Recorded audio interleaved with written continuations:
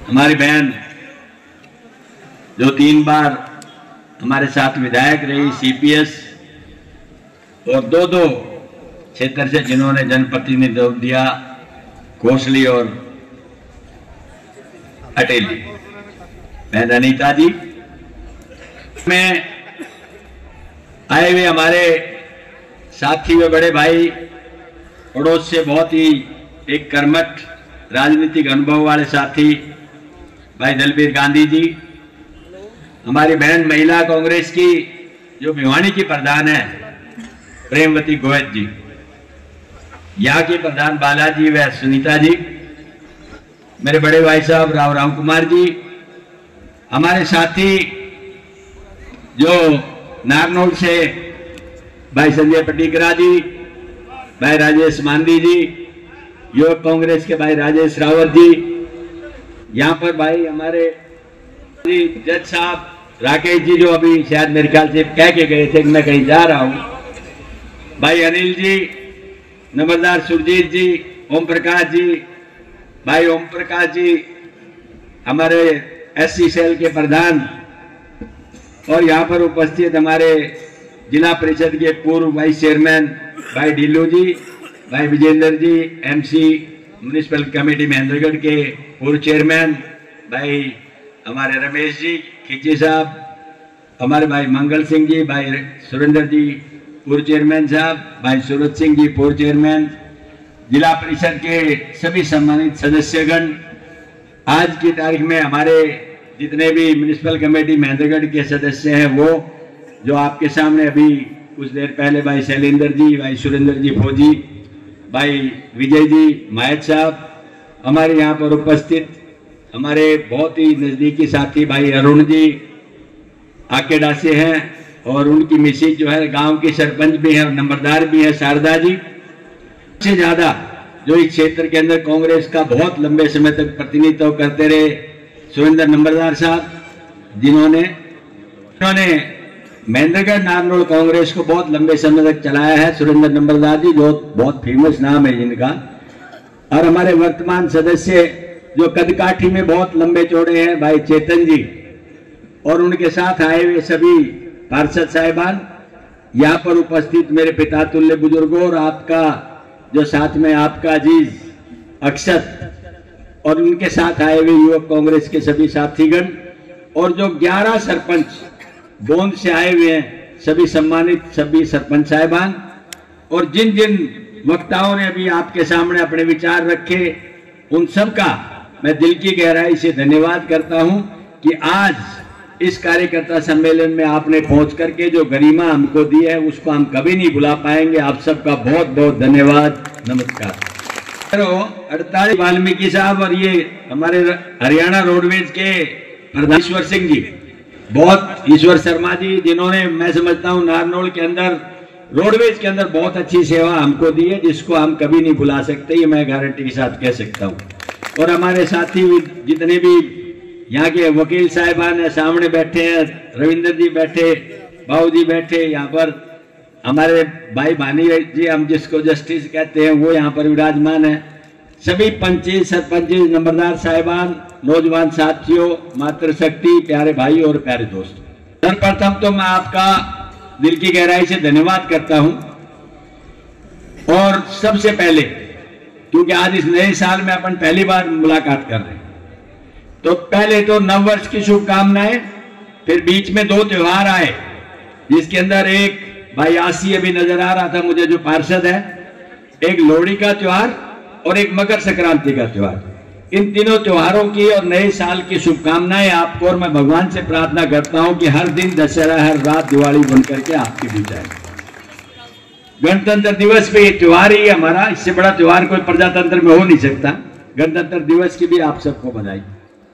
सम्मानित बुजुर्गों, नौजवान साथियों, मैं समझता हूं पत्रकार बंधुओं और प्यारे भाइयों, सबसे पहले तो ये बात है कि जिस पेशेंस से, जिस धैर्य से आपने यहाँ इस सारे कार्यक्रम को एक तरह से आयोजित किया हुआ है, मैं उसके लिए हर भाई का, नौजवान का, बुजुर्ग का, मेरी मातृशक्ति का दिल की गहराई से धन्यवाद करता हूँ कि बहुत शांति से आपने सुना, सभी वक्ताओं को सुना, और जिस मकसद की बात आती, देखिए ये न तो कोई राजनीतिक आज की तारीख में कहो कि चुनावी सभा है, नहीं कोई आज की तारीख में ऐसी कोई बात है जिसके लिए हम ये कहें कि हम ये बात कहना चाहते हैं, लेकिन कुछ बातें ऐसी थी जो हम आपसे शेयर करना चाहते हैं, वो आप सब समझ रहे हैं। मैं थोड़ा सा 10 साल अतीत में आपको ले जाना चाहता हूं। आप सब अच्छे और बुरे की पहचान जानते हैं।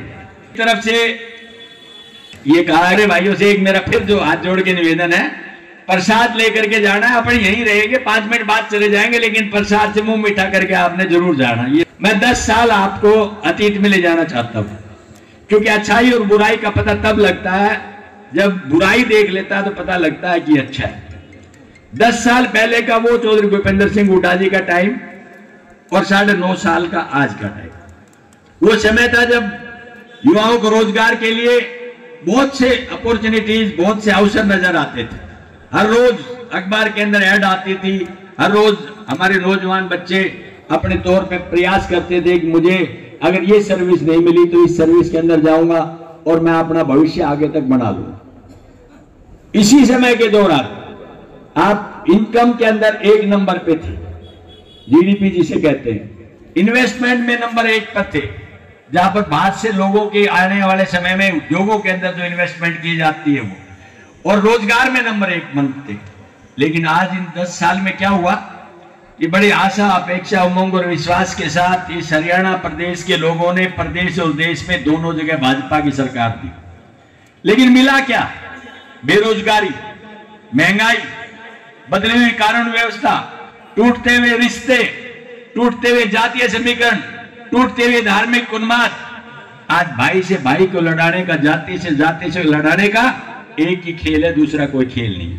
मैं समझता हूं इस देश ने जंगे आजादी से लेकर के आज तक ये इलाका रणबांकरों का रहा है। यहाँ के नौजवानों के बारे में हम जब पढ़ते हैं, रोजाना विधानसभा में भी जब मैं कंडोलेंस मैसेज आते हैं, उसके अंदर कहा जाता है कि संवेदना व्यक्त करने के लिए जिन शहीदों ने देश के लिए शहादत दी है, हमें उनके लिए 2 शब्द के लिए 2 मिनट के लिए मौन रखना है। तो मैं आपको बताना चाहता हूं, अगर 100 कंडोलेंस हैं तो जिनमें से 33 आपके महेंद्रगढ़ हल्के की होते हैं, महेंद्रगढ़ जिले की होते हैं, इस इलाके के दक्षिण हरियाणा की होते हैं, जिनमें भिवानी से लेकर के और दादरी तक का आपका महेंद्रगढ़ और रेवाड़ी गुड़गांव तक का एरिया रहता है। यह इस बात को साबित करता है कि यहाँ के लोगों के अंदर देश के प्रति एक समर्पिता, जिसे कहते हैं कि समर्पित होकर के ना काम करने की क्षमता है, वो रहती है।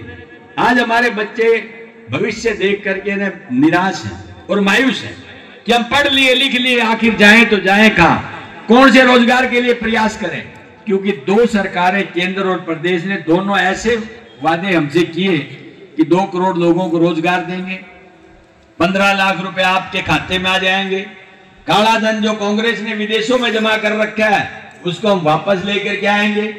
और मैं समझता हूं इस देश का किसान और मजदूर और जवान बहुत एक तरह से भोला है, जो उनकी बातों में आकर के और एक सत्ता परिवर्तन करके देख लिया कि हो सकता है कांग्रेस ने हमें कुछ नहीं दिया, आज आने वाले समय के अंदर कांग्रेस से ज्यादा ये भारतीय जनता पार्टी दे। लेकिन मैं हमेशा एक ही बात कहता था, जब मैं कांग्रेस के नेता भी साथ रहते थे उनको भी मंच पे एक ही बात कहता था, इसका नाम है बीजेपी, यानी बहुत झूठी पार्टी। इनको झूठ के अलावा कुछ नहीं आता। इन्होंने झूठ किया, झूठ के साबित कर दिया, न रोजगार मिला, न पैसे आए, न काला धन आया, और आज हमारा बेरोजगार युवक दर दर की ठोकरें खा के मायूसी की हालत में। और वो क्या कर रहा है, 4 साल अगर फौज में चला भी गया तो उसके बाद 75% वापिस आ जाते हैं। जो वापिस आने वाले उनका भविष्य की कोई आगे सुरक्षा नहीं है। वो आकर के 2 बातें सोचते हैं, अब क्या करें। तो उस मायूसी के अंदर या तो वो नशे का आदी होगा या वो किसी अपराध के अंदर तब्दील हो जाएगा। क्या इसी दिन के लिए हमने इस बात को सरकार को बनाया था? और रही बात हरियाणा सरकार की, इन्होंने एक ऐसा भुलेखा दिया है कि हर आदमी को, लाखों लोगों की एक एडवर्टाइजमेंट निकाल दी कि कौशल रोजगार निगम के अंदर आप अप्लाई करें और हम आपको उसके अंदर अपॉइंटमेंट देंगे, जिसका कोई न तो भूत है न भविष्य, जिसके अंदर न कोई रिजर्वेशन है न कोई अपॉइंटमेंट। उसमें सिर्फ फार्म भरवा लिया और अपना मुंह देख के तिलक कर दिया कि किसी आदमी को जिसको जानते हो उसका निकाल करके उसकी प्राथमिकता दिखाई और उसको लगा दिया, लेकिन उसका भी भविष्य नहीं है। या तो वो नई सरकार आएगी, वो कह देंगे एक क्षण के साथ कि आपको वापस किया जाता है, आप नए सिरे से भर्ती होगी। तो मुझे बताइए उस नौजवान बच्चे का भविष्य क्या है। और जब फौज की बात करते हैं, अग्निवीर की, तो हम एक ही बात कहते थे, ये इलाका तो फौजियों का रहा है। जब बच्चे की सगाई के लिए जाते थे तो ये कहा जाता था कि भाई लड़का क्या कर रहा है, कि लड़का फौज में सर्विस कर रहा है, कि चलो ये अच्छी बात है, कम से कम हमारी बच्ची का भविष्य सुरक्षित रहेगा। लेकिन अब ये पूछते हैं कि फौज कच्ची है कि पक्की, यानी फौज भी कच्ची होगी। इस बात का आप अंदाजा लगा लें कि कितना भ्रामक प्रचार इन लोगों ने किया है। दोस्तों, अब आपसे मैं एक बात कहना चाहता हूं, आपने 10 साल तो भूपेंद्र सिंह हुड्डा के राज के देखे जिसमें अच्छाई रही, और 9.5 साल आपने भाजपा के देखे जिसके अंदर एक भी अच्छाई नहीं। आईडी लगा दी हर आदमी के पीछे कि आप आईडी किस चीज की है, आइडेंटिफिकेशन कराओ, परिवार पहचान पत्र दो। हम एक बात कहते हैं, परिवार पहचान पत्र नहीं है ये परमानेंट परेशानी पत्र है। किसी भी आदमी के लगा दें जिसका 9,000 बिजली का बिल दे दिया आपने। मैंने विधानसभा में उठाया है सवाल, अगर उसने 9,000 रुपए भर दिए बिजली के बेचारे ने, क्यों उनको कहा जाता है या तो बिल भर दो वरना कनेक्शन काट देंगे। और अगर बिल भर दिया तो 9,000 ऑन रिकॉर्ड आ जाएगा। रिकॉर्ड आते कहेंगे आप बीपीएल में हो ही नहीं, क्योंकि आपने तो 9,000 का बिल भर रखा है। आप मुझे बताइए उस भाई की क्या कमजोरी थी या क्या गलती थी जिसने 9,000 का बिल सरकार के आदेश पर भर दिया। लेकिन इन लोगों ने सिर्फ उसको ही प्राथमिकता देके रख लिया, क्योंकि इनके पास देने के लिए नहीं है। आज कर्जे से सरकार चला रहे हैं। जब हरियाणा बना था 1966 में, तो 1966 से लेकर 2014 तक सिर्फ 70,000 करोड़ का मुआवजा था, और आज 2014 से लेकर 2024 10 साल, इसमें 4 लाख से ऊपर इनके ऊपर कर्जा आ गया। अब मुझे बताइए, कर्जा 70,000 का तो इतने साल में 48 साल में, और इन 10 साल के अंदर आपके ऊपर जो है ना वो आ गया 4 लाख से ऊपर। इसका मतलब क्या है? कोई नई योजना आई हो, कोई नया काम आया हो, किस चीज के लिए आपने कहा है? अगर आपने एक रोड बनाया है तो रोड के लिए टोल लगा रहे, टोल से रिकवरी हो रही है, इसमें आपका क्या है? तो ये सरकार किराया नहीं, ये सरकार पेंशन भी, तनख्वाह भी, और जो हेल्थ की सर्विसेज की बात करते हैं वो भी सारी की सारी कर्जे से लेके देती हैं। और भाई कर्जे से न घर चलता न परिवार चलता, सरकार चलने की तो बात ही नहीं है। ये फैसला तो आपको करना है। अब इन सब बातों से ध्यान बांटने के लिए सरकार का एक बहुत बड़ा, इसके पास मैं समझता हूं हुनर है, कि हर चीज को डाइवर्ट कर देते हैं। कहते हैं कि जब डॉक्टर के पास गया कि उसके बोले मुझे दांत में असहनीय दर्द है, वो डॉक्टर ने सोचा ये मान नहीं रहा, बहुत देर से हंगामा कर रहा है, तो उसने नाखून पकड़ के खींच दिया। बोले ये क्या कर दिया? वो दांत का दर्द तो भूल गया, नाखून की तरफ देखने लग गया। यही काम इस सरकार का है। जब कोई मुद्दा बहस का आता है, जनता के सामने ये आता है कि आज जनता इस बात को महसूस करेगी, तो उसका ध्यान डाइवर्ट कर दिया जाता है जाति, धर्म और क्षेत्र के अंदर, और उसको मंदिर और मस्जिद में बांट दिया जाता है। अभी 4 दिन पहले भगवान राम के बारे में बहुत लंबी बात अभी हमारे एक साथी ने भी कही। देखिए, भगवान राम तो मैं समझता हूं आप हमारा सबका है, कोई एक आदमी ऐसा है जिसका भगवान राम नहीं हो, हम सबका है भगवान राम, और सब उसकी आस्था रखते हैं। किसी एक व्यक्ति या एक पार्टी का तो नहीं है। आज सुबह शुरू करते हैं भाई राम राम, बोलो करते हैं नहीं करते? और जब कोई अच्छा काम करते हैं तो कहता है ले राम का नाम, कहते हैं नहीं कहते हैं? और भाई भगवान न करे, जब कोई आदमी चला जाता है, हमसे दिवंगत हो जाता है, तो हम कहते हैं कि बोलो राम नाम सत्य है, बोलते हैं नहीं बोलते? आधी दुनिया के नाम हमारे, राम बतेरी, राम प्यारी, राम किशोरी, वही राम जीवन, रामदेव, रामलाल, सब नाम है कि नहीं है? तो क्या एक व्यक्ति विशेष का अधिकार है इसके अंदर? आप मुझे बताइए, क्या व्यक्ति विशेष का अधिकार है? और फिर दूसरी बात एक और मैं आपसे कहना चाहता हूं, गांव के अंदर जैसे हमें भी आपको भी कह देते हैं कि मैं एक मंदिर स्थापित कर रहा हूं, और इस तारीख को उस मंदिर में इस मूर्ति की प्रतिष्ठा का अनावरण है। ठीक है, होता है नहीं होता? गांव का सरपंच चला जाता है, बड़ा पंच चला जाता है, कभी एमएलए बुला लिया, कभी मुख्यमंत्री बुला लिया, तो भाई वो प्राण प्रतिष्ठा उस दिन थी, वो उन्होंने माननीय प्रधानमंत्री का बड़ा दर्जा है, उन्होंने अपने तौर पे बुला लिया। तो इसमें ऐसा कुछ भी नहीं है जिससे कोई ये कहे कि सिर्फ राम का नाम लो, आप कोई दिक्कत नहीं, कोई बुराई नहीं, राम के नाम में किसको बुराई है। लेकिन इस बात से विचलित मत हो, ध्यान को डाइवर्ट मत होने दो, सच्चाई से जो मुद्दे हैं उनसे मत भटकने दो।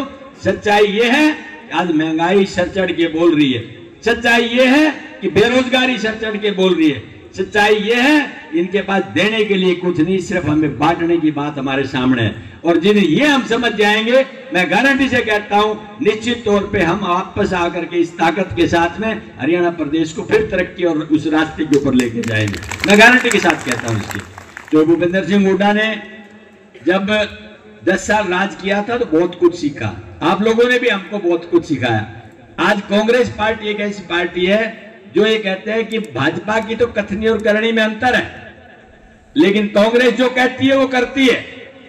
अब कांग्रेस ने भी घर घर कांग्रेस, हर घर कांग्रेस एक नारा दिया और उसमें मकसद क्या है। राहुल गांधी जी ने तो 5, मैं आपको बताना चाहता हूं, अभी मुझे आसाम जाने का सौभाग्य से आपके आशीर्वाद से मौका मिला राहुल जी के साथ, तो उन्होंने 5 नारे दिए कि मैं न्याय की बात करता हूं। किस चीज का न्याय? पहला न्याय तो बेरोजगारों के साथ, युवाओं के साथ।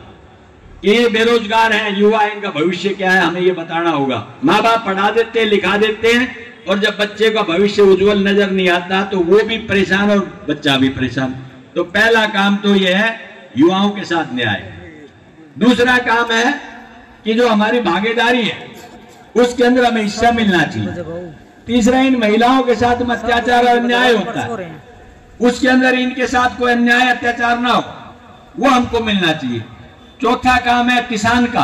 आप किसान परिवार से जुड़े हुए हैं, किसान की यहाँ पर आपने इंश्योरेंस करा ली, लेकिन यहाँ पर ओलावृष्टि हो गई, कोई बीमारी पेड़ के अंदर आ गई, जब आप जाते हैं क्लेम करने के लिए, तो मैं ताजुब की बात बताना चाहता हूं कि पिछली बार जो इंश्योरेंस की गई थी, बीमा किया गया था, 17,000 से ज्यादा करोड़ रुपए, 17,000 करोड़ से ज्यादा पैसा हरियाणा गवर्नमेंट ने इकट्ठा किया, लेकिन जब भुगतान हुआ तो उसमें 6,900 7,000 करोड़ भी नहीं हुआ, यानी 10,100 करोड़ रुपए नेट बचत उस कंपनी को हुई जिस कंपनी की इंश्योरेंस दी थी। क्यों?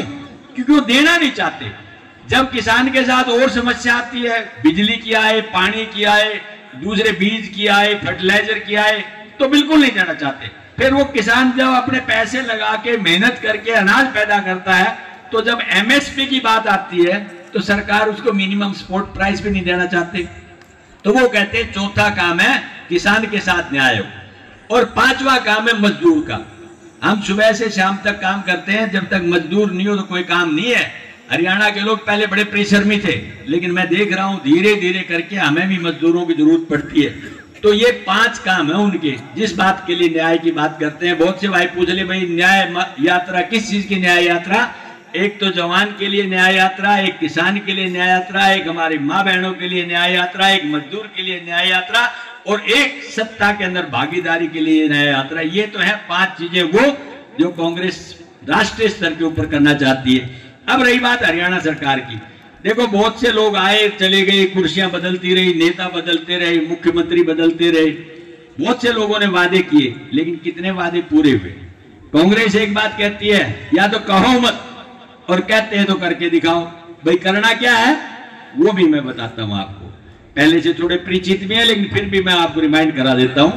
करना ये है कि वो कहते हैं भाई पिछले टाइम पे जब भाजपा और जेजेपा ने सरकार बनाई थी, तो भाजपा तो कहती थी 3100 बुढ़ापा पेंशन, और ये कहते थे 5100। अब दोनों मिलकर के राज चला रहे, न तो 3100 दी न 5100 दी। अब 3000 उन्होंने किए क्योंकि चुनाव नजदीक आ रहा है। तो भाई कांग्रेस ने एक बात कही है, जिस दिन आपके आशीर्वाद है कांग्रेस की सत्ता स्थापित होगी, 6000 एक बुजुर्ग को मिलेगी, ये नाम के चले। दूसरा, जो आप 1100 का सिलेंडर लेते हैं, यही भाजपा की महिला नेत्री थी एक, वो प्रदर्शन करके ये बताती थी ये देखो महंगाई। आज कांग्रेस ने फैसला किया कि 1100 का सिलेंडर नहीं, कि 500 रुपए में सिलेंडर आपको सप्लाई करेंगे।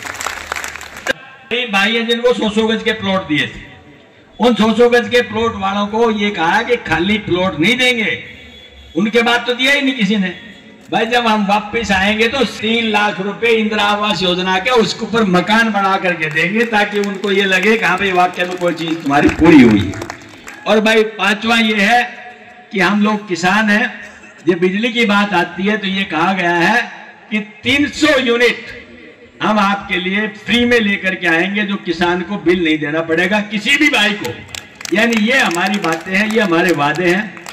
और भाई इसके अलावा भी कोई बात आएगी तो जब भी कोई चुनाव होगा, आज तो चुनाव अभी कोई डिक्लेयर नहीं हुआ, जब भी कोई चुनाव होगा उस चुनाव के अंदर आप सबको इस बात से पूरी तरह से वाकिफ कर दिया जाएगा। और भाई अभी बात विधानसभा और लोकसभा की कई बातें हुई, अभी मेरे से पूर्व वक्ताओं ने भी बात कही।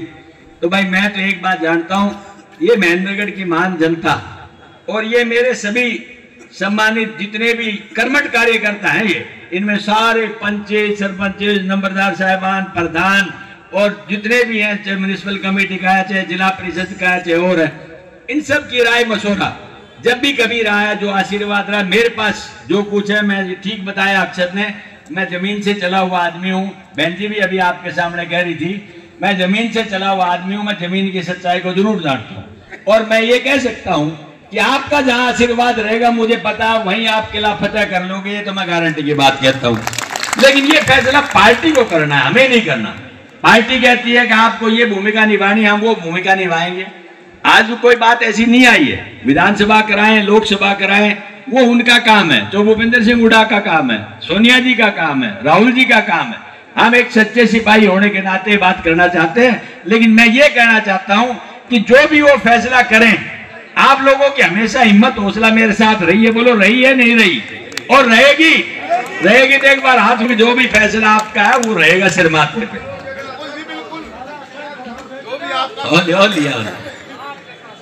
मैं ये कहना चाहता हूं आपसे कि महेंद्रगढ़ क्षेत्र को बहुत भारी जरूरत है, आज भी जरूरत है।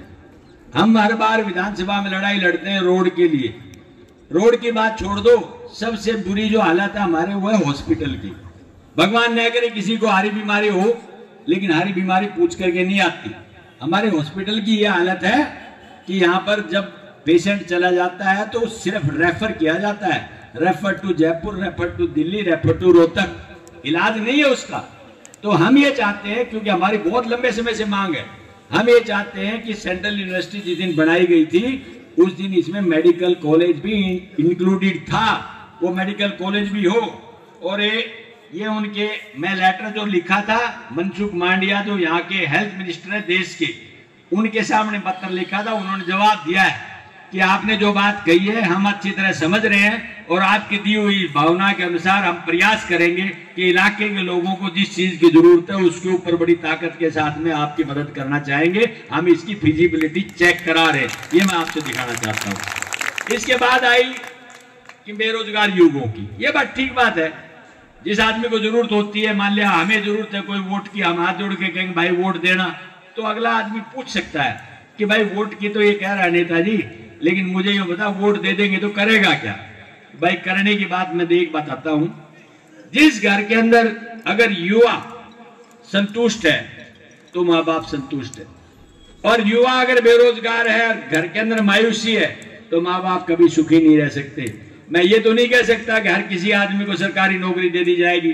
पीछे भी सरकारी नौकरियां जितनी मिली हैं, ये बहन जी बैठी है उसी सरकार के अंदर वजारत में साथ थी, इनसे ये पूछ लो कि जो हिस्सा तुम्हारे को मिला वो इन सबसे ज्यादा था कि नहीं था, ये मैं गारंटी के साथ कह सकता हूं। फिर मौका आएगा, फिर समय आएगा, फिर मैं गारंटी से कहता हूं आपके हाथ को तो छोड़ो, इसे फालतू लेने का प्रयास करेंगे, क्योंकि हम पिछले 40 साल से सफर कर रहे हैं और उस सफर को पीछे तक लेके आएंगे तो वो बड़ी मुश्किल है, बहुत लंबा टाइम है उसका। बहुत लंबे समय से लोगों ने वोट ले लिए और उसके बाद कह दिया तुम जाओ। अब ऐसे ऐसे भाई भी हैं यहाँ पर जो झूठ बोलने में तो अगली सीमा ऊपर कर देते हैं। चारों धाम यहाँ लेके आऊंगा, एक भाई तो यूं कहता है। भाई कोई ऐसा है आदमी इस हिंदुस्तान में जो चारों धाम एक जगह ले आए? एक कहता है कि मैं मेट्रो लेके आ जाऊंगा।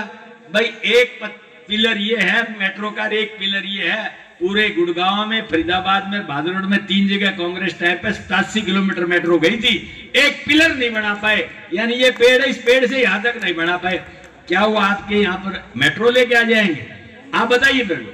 फिर एक और बात, भ्रांति की बात, कहीं चले जाए जी भाई किसान नेता है सर छोटू राम जी की यूनिवर्सिटी ले आएंगे, भाई ये राव साहब कोई है तो बोले जी तुलाराम जी की यूनिवर्सिटी ले आएंगे, भाई ये हरिजन भाई है तो ये हमारे बाबा साहब की यूनिवर्सिटी ले आएंगे, और भाई कोई राजपूत मिल गया तो कुंभलगढ़ का महल भी यहाँ ले आएंगे और भाई यूनिवर्सिटी भी यहाँ बना देंगे, और भाई कोई सैनी है तो ज्योतिबा फूले जी को ले आएंगे।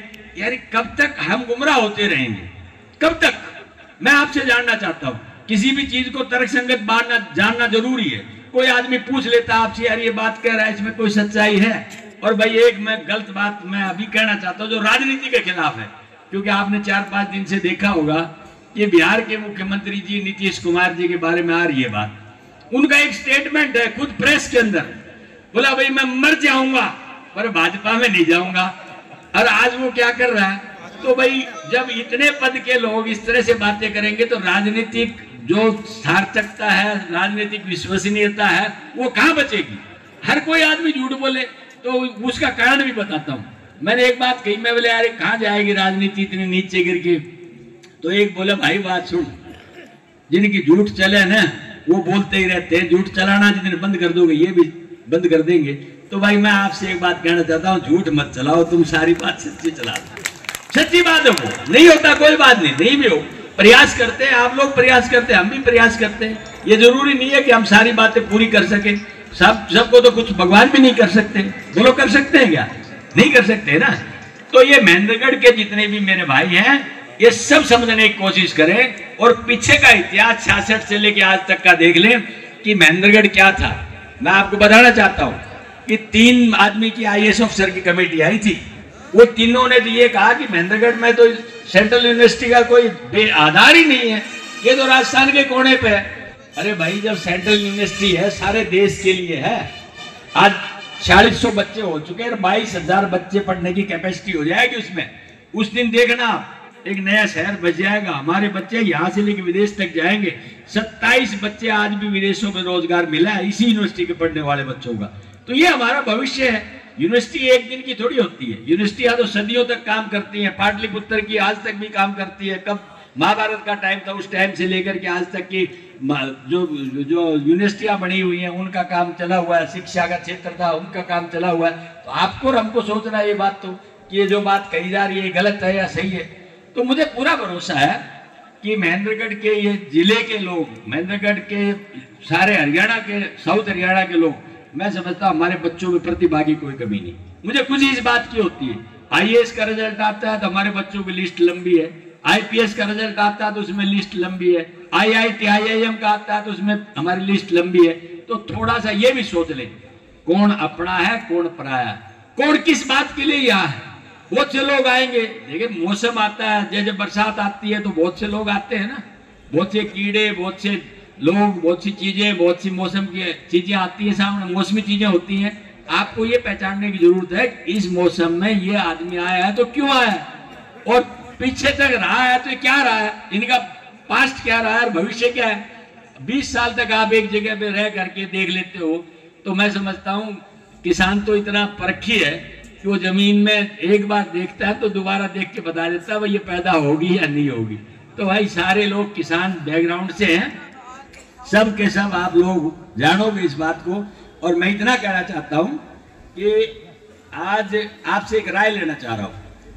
पूरे हरियाणा में, उसी के लिए बात करूंगा, पूरे हरियाणा में जो भूपेंद्र सिंह हुड्डा ने रैलियों का एक मुहिम छेड़ रखी है।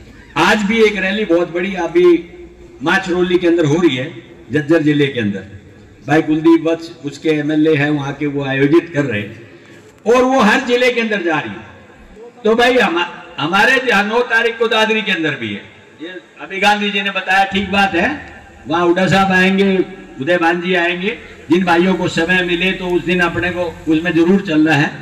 ऐसी ही रैली, उनका कहना यह है कि भाई आप भी जिला महेंद्रगढ़ में रखे।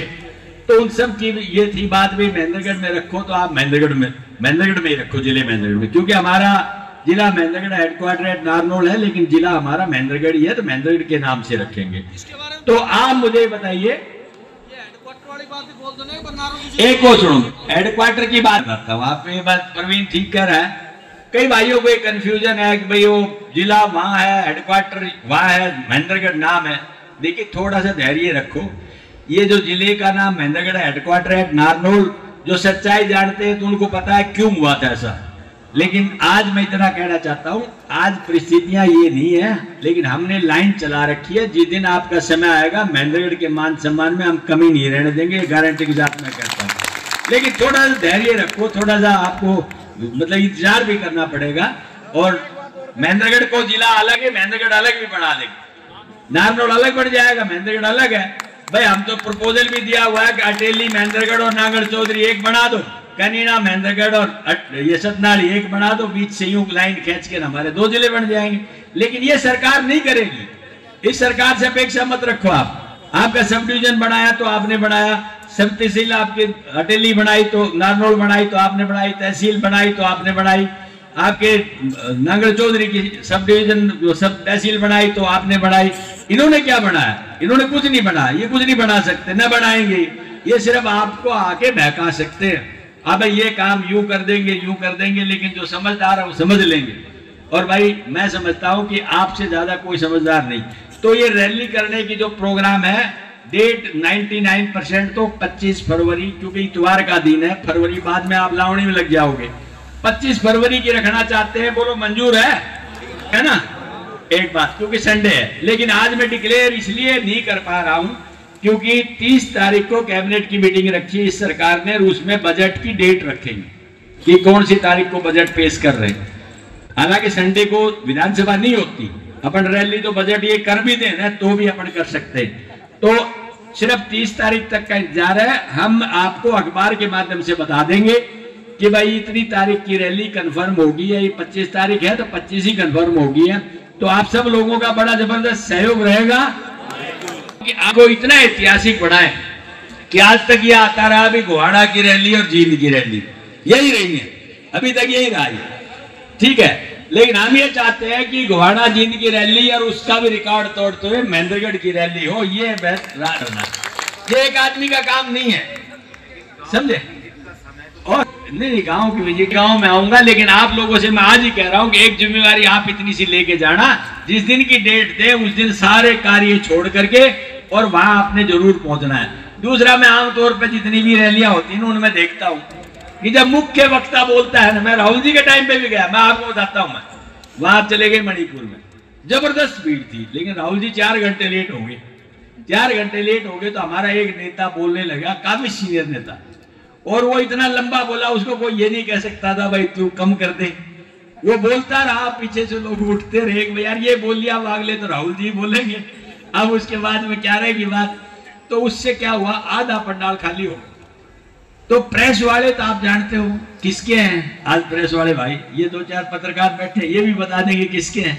तो वो उस रैली का तो नहीं दिखाया जो भी जबरदस्त भीड़ थी, और वो आगे वाली कुर्सियां बोले देखो राहुल जी बोल रहे कुर्सियां खाली पड़ी है।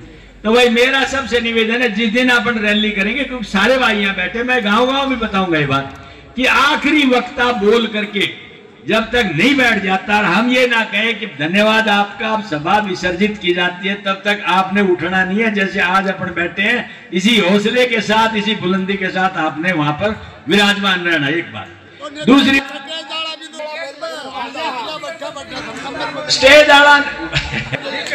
स्टेज वालों को भी ठीक बात है, स्टेज वाले भी गड़बड़ कर देते हैं। कोशिश करेंगे हम स्टेज वालों पे गड़बड़ नहीं करें, कोशिश ये करेंगे जो समय देंगे उसमें बुला करके आप लोगों को फारिग कर दें। ये बात मैं गारंटी की बात कहता हूँ, ठीक बात है आपकी। और भाई तीसरा ये है कि जब कोई नेता अपना है और वो मंच पे सामने आता है, जिस मुख्य अतिथि है, तो तालियों की गड़गड़ाहट इतनी जबरदस्त हो, एक बार बजा के दिखा दो ताकि मैं उसका कारण बताता हूं। एस चौधरी है राजस्थान से, मैं आपको बता रहा हूं, उसने 2 दिन पहले भाजपा से कांग्रेस ज्वाइन करी इस पिछले चुनाव में राजस्थान में, और 2 दिन बाद में उसने कांग्रेस ने उसको टिकट दे दी। जब टिकट दे दी तो सभा के अंदर हम वहां थे, उस टाइम पे अशोक गहलोत जी भी थे, सचिन भी, मैं भी, दीपेंद्र जी, और जैसे ही हम मंच पर चढ़े ना, ताड़ियों की इतनी जबरदस्त गड़गड़ाहट थी। तो मैंने अशोक जी को कहा, मैंने कहा सीएम साहब, बोले हाँ। मैंने कहा ये विकास चुनाव जीत रहा है। बोला जी ये कैसे कहा आपने? मैंने कहा ये मैं इसलिए कह रखता हूँ, जो जोश इनके अंदर है ये जोश ऐसा है जो हकीकत में आपको क्लाइमेक्स तक, जीत तक लेके जाएगा, गारंटी। देखो आप 5 मिनट हो गए, इनकी ताली में गुड़गड़ाहट नहीं रुकी है। जो लाए हुए मैनेज किए हुए लोग होते हैं ना, वो तो यूं करेंगे कि यार बजा ली तने ताली की, तने बजा दी मेरा नाम की, ऐसा होता है। लेकिन जो दिल से बजाता है ना, वो लंबे समय तक बजाता है। तो भाई अपने तो यहाँ पर दिल से बजाने वाले आदमी, तो वो इस तरह की बजानी है कि वो गड़गड़ाहट आपकी रुकनी नहीं चाहिए। मुझे पूरा भरोसा है। धन्यवाद। मैं ये कहना चाहता हूं, देखिए मैं एज दान सिंह, मैं दान सिंह कुछ नहीं है। दान सिंह की कोई ताकत है तो ये ताकत ये मेरे सामने रही, ये सारी ताकत दान सिंह की ताकत। जो कुछ दोगे वो आप दोगे, जो कुछ दिया है वो आपने दिया है। लेकिन मैं गारंटी से कह सकता हूं कि आपके दिए हुए कर्ज को मैं उतार तो नहीं पाऊंगा। इन शब्दों के साथ सारे भाइयों से निवेदन है, अभी एक बार इधर आएंगे और थोड़ा सा नाश्ता करके, एक ये कोई व्हाट्सएप पे एक लड़ाई चल रही है कि हमारे किसी साथी ने कोई कमेंट कर दिया, किसी ने जय श्री राम लिख दिया, उसने कहा ये जय श्री राम वाले हाथ दे पाएंगे, कोई ना जय श्री राम। तो भाई मेरा निवेदन है, देखिए भगवान सबका है, राम से कोई लड़ाई नहीं, राम का आशीर्वाद सब पे। मैं तो खुद हनुमान जी का पुजारी हूँ, बचपन से मुझे याद है, मेरे याद नहीं कब से मैं व्रत रखता हूँ, मैं मंगलवार का व्रत रखता हूँ। तो भाई राम के नाम पे तो लड़ाई करने की जरूरत नहीं है, लड़ाई उनसे करें जो नापाक ताकते हैं। तो आप राम की बात कहो तो राम कहो, जय राम जी की, जय राम जी की। हम कहते हैं, कहते आए, वो कहते रहेंगे। आप सबका बस हो गया काम।